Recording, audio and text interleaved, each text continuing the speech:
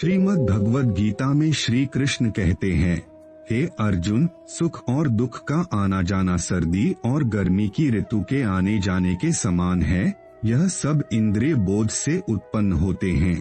मनुष्य को अविचल भाव से इन सब को सहन करना सीखना चाहिए। जो मनुष्य सुख और दुख में विचलित नहीं होता है, दोनों में संभाव रखता है, वह मनुष्य निश्चित रूप से मुक्ति के योग्य है। भौतिक शरीर का अंत अवश्यंभावी है, इसलिए हे अर्जुन युद्ध करो। आत्मा अजन्मा, नित्य, शाश्वत तथा पुरातन है। शरीर के मारे जाने पर वह मारा नहीं जाता।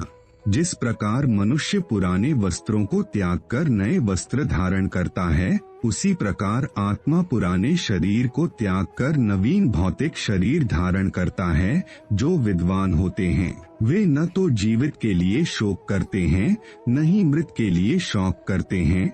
आत्मा को ना तो कोई शस्त्र काट सकता है, न ही अग्नि द्वारा जलाया जा सकता है, न ही जल द्वारा भिगोया जा सकता है, और न ही वायु द्वारा सुखाया जा सकता है। जिसने जन्म लिया है उसकी मृत्यु निश्चित है, और मृत्यु के पश्चात पुनर्जन्म भी निश्चित है। इसलिए तुम्हें अपने कर्तव्य पालन में शोक नहीं करना चाहिए। शरीर में रहने वाले का कभी भी वध नहीं किया जा सकता है, इसलिए किसी भी जीव के लिए शोक करने की आवश्यकता नहीं है। धर्म के लिए युद्ध करने से बढ़कर तुम्हारे लिए कोई कर्तव्य नहीं है। तुम्हें कर्म करने का अधिकार है, लेकिन कर्म के फलों के तुम अधिकारी नहीं हो। इसलिए कर्मफल के प्रति आसक्त हुए बिना अपना कर्म करें। जिस प्रकार पानी में तैरती नाव को प्रचंड वायु दूर बहा ले जाती है, उसी प्रकार इंद्रियों का वेग भी मनुष्य की बुद्धि को हर लेता है। न तो कर्म से विमुख होकर कोई कर्म के फल से छुटकारा पा सकता है, और न ही केवल संन्यास से सिद्धि प्राप्त की जा सकती है। जो लोग ध्यान का दिखावा करते हैं, जबकि वास्तव में वे मन में इंद्रिय भोग का चिंतन करते रहते हैं, वह सबसे बड़े धूर्त हैं। कर्म न करने की अपेक्षा कर्म करना श्रेष्ठ है, क्योंकि कर्म के बिना तो शरीर निर्वाह भी नहीं हो सकता।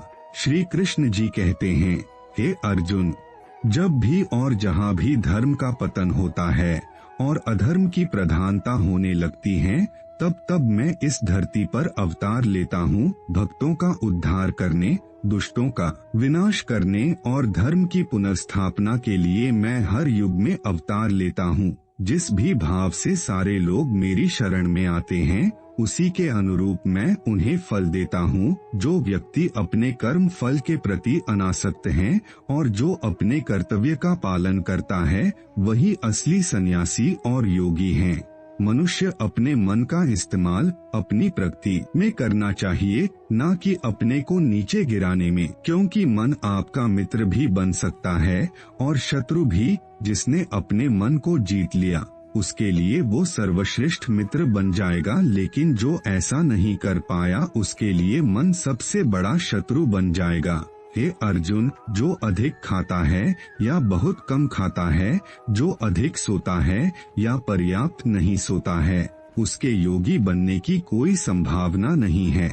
मनुष्य को अपने चंचल और अस्थिर मन को वश में रखना चाहिए।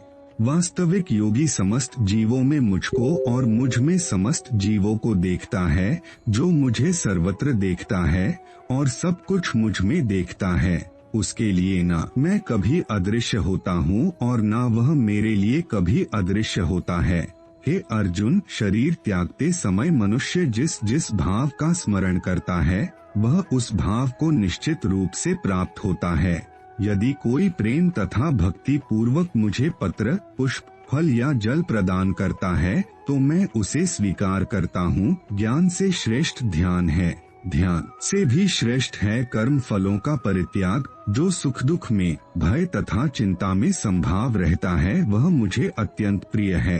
हे अर्जुन, निर्भयता, आत्मशुद्धि, आध्यात्मिक ज्ञान का अनुशीलन, दान, आत्म संयम, यज्ञ परायणता, वेदाध्ययन, तपस्या, सरलता, अहिंसा, सत्य, क्रोध विहीनता, त्याग, शांति, समस्त जीवों पर दया, लोभ विहीनता, संकल्प, तेज, क्षमा, पवित्रता, ईर्ष्या तथा सम्मान की अभिलाषा से मुक्ति, यह सारे दिव्य गुण हैं जो देवतुल्य पुरुषों में पाए जाते हैं। अहंकार, घमंड, अभिमान, क्रोध, कठोरता तथा अज्ञान यह आसुरी स्वभाव वालों के गुण हैं। नरक के 3 द्वार है काम, क्रोध और लोभ। प्रत्येक बुद्धिमान व्यक्ति को भी त्याग देना चाहिए, क्योंकि इनसे आत्मा का पतन होता है। मनुष्य को सात्विक भोजन करना चाहिए, यह आयु बढ़ाने वाला, जीवन को शुद्ध करने वाला तथा बल, स्वास्थ्य, सुख तथा तृप्ति प्रदान करने वाला होता है। समस्त प्रकार के धर्म का परित्याग करो और मेरी शरण में चले आओ, मैं तुम्हें सभी पापों से मुक्त कर दूंगा। डरो मत। मनुष्य को परिणाम की चिंता किए बगैर निस्वार्थ और निष्पक्ष होकर अपने कर्तव्यों का पालन करना चाहिए। अपने जीवन की चुनौतियों से भागना नहीं चाहिए, नहीं भाग्य को दोष देना चाहिए। अपने आप को भगवान के प्रति समर्पित कर दो, यही सबसे बड़ा सहारा है। इंसान अपने जन्म से नहीं अपने कर्म से महान बनता है। जब इंसान अपने काम में आनंद खोज लेते हैं तो वह पूर्णता प्राप्त करते हैं। आसक्ति से ही कामना का जन्म होता है। सम्मानित व्यक्ति के लिए अपमान मृत्यु से भी बदतर होता है। जो वास्तविक नहीं है उससे कभी डरो मत। प्रत्येक व्यक्ति का विश्वास और स्वभाव उसके वातावरण के अनुसार होता है।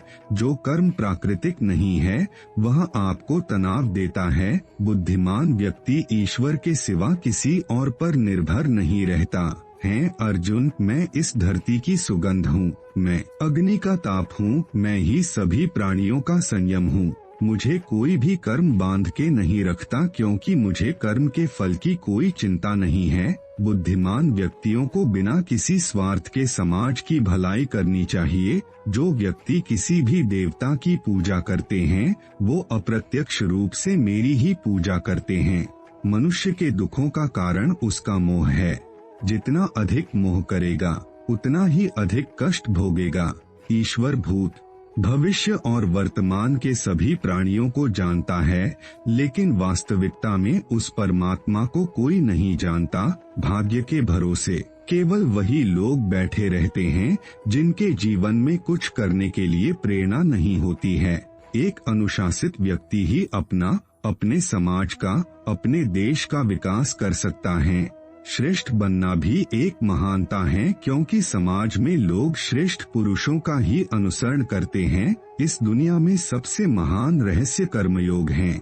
जो हुआ अच्छा हुआ, जो हो रहा है अच्छा हो रहा है, जो होगा वह भी अच्छा ही होगा। तुम्हारा क्या गया जो तुम रो रहे हो? तुम क्या लाए थे जो तुमने खो दिया? तुमने क्या पैदा किया जो नष्ट हो गया है? तुमने जो लिया यहीं से लिया, जो दिया यहीं पर दिया। जो आज तुम्हारा है वो किसी और का होगा, क्योंकि परिवर्तन ही संसार का नियम है। जीवन ना तो अतीत में है ना ही भविष्य में, जीवन तो वर्तमान में है। जन्म लेने वाले के लिए मृत्यु उतनी ही निश्चित है जितना कि मरने वाले के लिए जन्म लेना, इसलिए इस पर शोक नहीं करना चाहिए। मनुष्य अपने विश्वास से निर्मित होता है। जो जैसा विश्वास करता है वैसा ही बन जाता है। फल की इच्छा छोड़कर कर्म करने वाला पुरुष ही अपने जीवन को सफल बनाता है। तेरा मेरा, छोटा बड़ा, अपना पराया, ये सब अपने मन से मिटा दो, फिर सब तुम्हारा है और तुम सबके हो। सदैव संदेह करने वाले इंसान के लिए प्रसन्नता न तो इस लोक में है नहीं परलोक में। जो अपने मन को नियंत्रण में नहीं रखता उसके लिए वह शत्रु के समान काम करता है। अशांत मन को नियंत्रित करना कठिन है, लेकिन अभ्यास के द्वारा इसे वश में किया जा सकता है। पृथ्वी पर जिस प्रकार मौसम का बदलाव होता रहता है, उसी प्रकार हमारे जीवन में भी सुख दुख आते रहते हैं। इनसे हमें विचलित नहीं होना चाहिए। समय से पहले और भाग्य से अधिक किसी को कुछ नहीं मिलता।